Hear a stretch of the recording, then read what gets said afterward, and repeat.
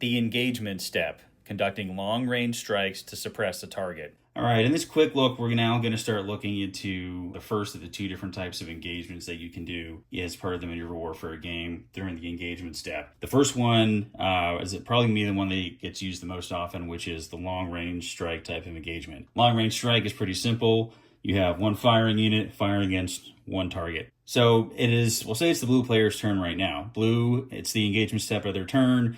They would like to use their mobile rocket artillery to try and do a long-range strike against the naval infantry to go ahead and have some sort of effect on it. First thing that the blue player is going to have to declare is, are they doing a strike to try and suppress or to actually destroy the enemy unit?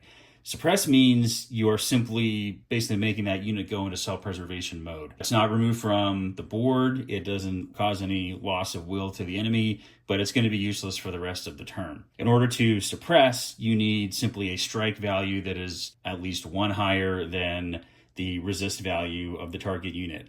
To destroy, on the other hand, that's where you are trying to do a precise enough attack that you are able to get the unit off the board, basically hit the military definition of destruction, which is rendered combat ineffective. In that case, you need to have greater than twice the resist value of the target unit, which represents the different type of more precise weaponeering you need to do in order to actually, kill enemy soldiers, destroy enemy equipment. It's a lot easier to suppress than it is to destroy, which is why we have two different options here in the game. Well, first, we'll do a demonstration of simply doing a long-range strike to suppress. As with all engagements, the first thing you do is you spend one action to initiate the engagement, which is going to be right here, Blue's mobile rocket artillery against Red's naval infantry. If Blue is simply trying to suppress, as we said, you just need one greater than the resist value of the target unit. Looking at the Red naval infantry here, we note that the resist value here is a 2. It also gets a +1 for being up in the hills, which gives a +1 bonus to any